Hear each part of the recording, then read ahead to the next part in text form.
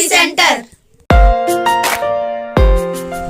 नमस्कार दोस्तों, स्वागत है आपका यूनिक स्टडी सेंटर के ऑनलाइन क्लासेस में। दोस्तों ये देख रहे हैं आप कॉन्सेप्ट की क्लास, जिसमें आज हम लोग जिस कॉन्सेप्ट की बात करेंगे वो बात करेंगे वर्ग। वर्ग को इंग्लिश में बोलते हैं दोस्तों स्क्वायर। क्या बोलते हैं? स्क्वायर बोलते हैं। वर्ग को इंग्लिश में स्क्वायर बोलते हैं। SQUARE square. स्क्वायर मतलब क्या होता है? वर्ग। अब सबसे पहले ये जान लीजिए वर्ग कहते किसे हैं। तो दोस्तों ये जो आकृति आपको दिख रही है इसको क्या कहते हैं? वर्ग कहते हैं। क्या कहते हैं? वर्ग।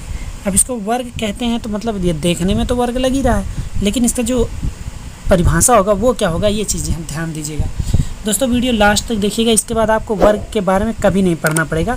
वर्ग खूब आसानी से आपको समझ में आ जाएगा। तो देखिए, सबसे पहले अगर इसका हम परिभाषा लिखेंगे तो हम लिखेंगे वर्ग उसे कहते हैं ऐसी आकृति, ठीक है ना, चार बराबर रेखा खंडों से बनी हुई बंद आकृति को हम वर्ग कहते हैं, जिसके सभी अंतःकोण क्या होने चाहिए? समकोण होने चाहिए। मतलब ये जितने भी कोण है, ये कोण जितने हैं ये सब समकोण होने चाहिए। समकोण मतलब क्या होता है?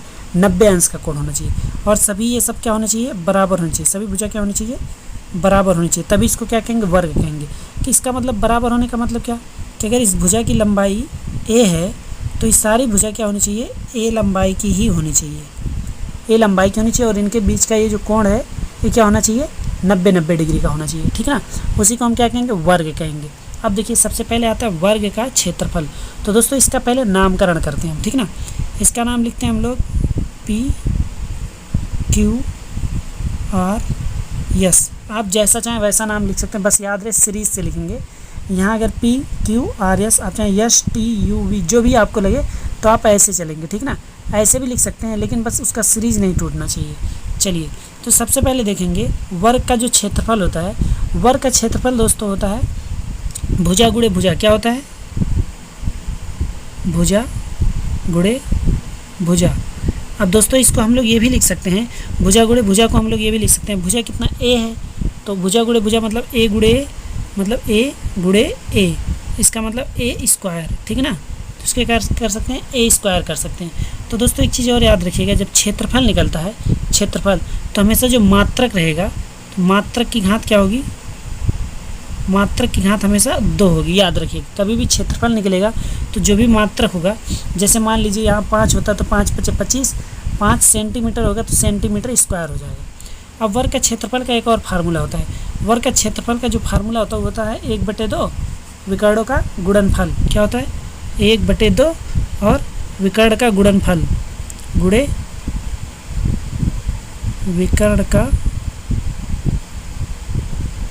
गुणनफल, ठीक है ना।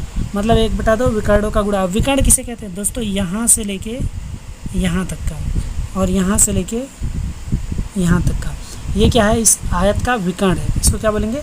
विकर्ण बोलेंगे, ठीक है ना। अब देखिए दोस्तों, इसमें फिर आएगा वर्ग का परिमाप। अच्छा, क्षेत्रफल निकल रहा है तो इसमें भी मात्रक का क्या होगा? स्क्वायर होगा। अब आएगा वर्ग का परिमाप। परिमाप किसे कहते हैं दोस्तों? यहाँ समझिए, परिधन माप, इसी को क्या कहते हैं? परिमाप कहते हैं। परि मतलब बाहरी, परि मतलब क्या होता है? बाहरी। माप मतलब मापना। बाहरी माप को ही क्या कहते हैं? परिमाप। तो दोस्तों अगर यहाँ से चलेंगे हम लोग P से यहाँ पहुँचे तो एक बार हमको A मिल गया। देखिए, तो एक बार हमको A मिला, ठीक ना। फिर यहाँ से यहाँ पहुँचे फिर प्लस A फिर मिल गया। यहाँ से यहाँ पहुँचे फिर क्या मिल गया? A मिल गया। फिर यहाँ से यहाँ आए फिर हमको क्या मिल गया? A मिल गया। मतलब ये सब मिला के कितने A मिल गए? 4 A मिल गए। तो जो वर्ग का परिमाप तो वो क्या होता है? 4a। इसी को लिख सकते हैं 4 गुणे भुजा। क्या लिख सकते हैं दोस्तों? 4 गुणे भुजा, ठीक है ना। ये हो गया वर्ग का परिमाप हो गया, ठीक है ना। अब परिमाप है, अब सेंटीमीटर में तो सेंटीमीटर रहेगा, मीटर है तो मीटर रहेगा। अब वर्ग का विकर्ण। अब वर्ग का विकर्ण कैसे निकालेंगे दोस्तों? अगर ये 90 डिग्री है और ये a है, ये a है, तो आप लोग जानते हैं पाइथागोरस प्रमेय से अगर हम इसको निकालें, ये वाला हिस्सा निकालें, ठीक है ना, मतलब PR, तो यहाँ लिखेंगे हम PR बराबर। PR बराबर क्या होता है? कर्ण का स्क्वायर। तो देखिए दोस्तों, जो पाइथागोरस प्रमेय होता है वो कहता है कर्ण का स्क्वायर बराबर होता है आधार का स्क्वायर प्लस लंब का स्क्वायर। मतलब PR का स्क्वायर बराबर आधार का स्क्वायर मतलब a का स्क्वायर प्लस लंब का स्क्वायर मतलब फिर a का स्क्वायर, ठीक है ना। अब क्या करेंगे इसको? ये हो जाएगा 2a का स्क्वायर। अब ये जो लिखा है PR बराबर, यहाँ क्या था? PR का स्क्वायर था। अब PR बराबर अंडर रूट में आ जाएगा 2a स्क्वायर। जब रूट से बाहर निकालेंगे तो आ जाएगा √2a, ठीक है ना। तो इसका मतलब दोस्तों क्या हो गया, √2a आ गया। इसका मतलब ये हो गया कि जो वर्ग का विकर्ण है, वर्ग का विकर्ण मतलब ये वाला जो हिस्सा है, ये वाला जो है वर्ग का विकर्ण, तो ये दोस्तों आपका कितना आ गया, √2a आ गया। तो इसको क्या लिख सकते हैं, √2a लिख सकते हैं। ठीक है ना दोस्तों, उम्मीद करते हैं कि ये आपको समझ में आ रहा होगा। तो जब ये समझ में आ गया तो आपको, तो वर्ग का विकर्ण भी हो गया, विकर्ण। और बताइए क्या आप कुछ बच रहा है यहाँ पे, वर्ग का विकर्ण हो गया, देखिए वर्ग का क्षेत्रफल हो गया, क्षेत्रफल, वर्ग का परिमाप हो गया, वर्ग का विकर्ण हो गया, क्षेत्रफल, क्षेत्रफल मतलब कितना क्षेत्र ले रहा है, तो भुजा गुणे भुजा, भुजा गुणे भुजा मतलब a गुणे a स्क्वायर, और मात्रक में हमेशा जब भी क्षेत्रफल निकलता है तो स्क्वायर रहता है। ठीक है ना। अब क्षेत्रफल आ गया, वर्ग का परिमाप, परिमाप मतलब ये चारों तरफ हम क्या किए, ऐसे टहल दिए, एक चक्कर लगा दिए, तो सभी भुजा इसमें बराबर होती है, तो क्या हो जाएगा, 4a आ जाएगा। ठीक है ना दोस्तों, तो ये इसका परिमाप है। उसके बाद वर्ग का विकर्ण निकालना था, विकर्ण तो पाइथागोरस प्रमेय जानते हैं आप, 90 डिग्री का है, तो पाइथागोरस प्रमेय वर्ग का विकर्ण आ गया। तो दोस्तों उम्मीद करते हैं कि पूरा वर्ग आपको समझ में आया होगा। क्यों ना एक काम करें, आपको एक सवाल इसी पे बता दें। ठीक है ना, चलिए क्या करते हैं, एक आपको यहाँ पे सवाल लगवा देते हैं, छोटा सा सवाल लगवाएंगे, ध्यान से समझिएगा। चलिए ये बनाते हैं, एक वर्ग बनाते हैं, ये हो गया हमारा एक वर्ग हो गया। क्या हो गया दोस्तों, एक वर्ग हो गया। अब क्या करेंगे, देखिए इस वर्ग को दोस्तों हम लोग क्या करेंगे, इसका माप देते हैं। तो इसका माप दे रहे हैं 3 सेंटीमीटर, इधर भी 3 सेंटीमीटर, इधर भी 3 सेंटीमीटर, इधर भी 3 सेंटीमीटर।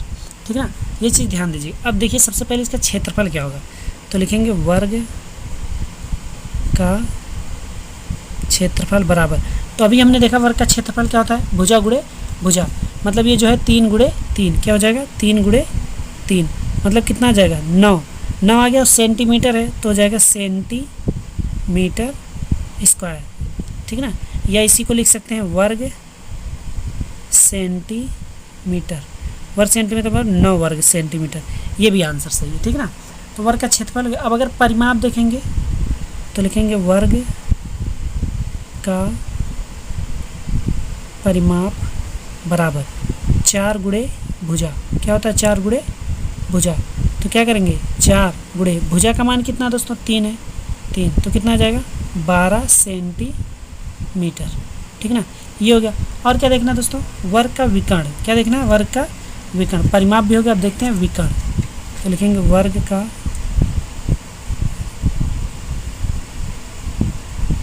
विकर्ण बराबर, वर्ग का विकर्ण क्या होता है, √2a होता है, तो क्या हो जाएगा √2a मतलब क्या, भुजा, तो भुजा कितना है 3 है, तो ये हो जाएगा, देखिए इसको ऐसे लिखें 3√2 सेंटीमीटर। ये आपका आंसर हो गया, ये भी आंसर हो गया, ये भी आंसर हो गया।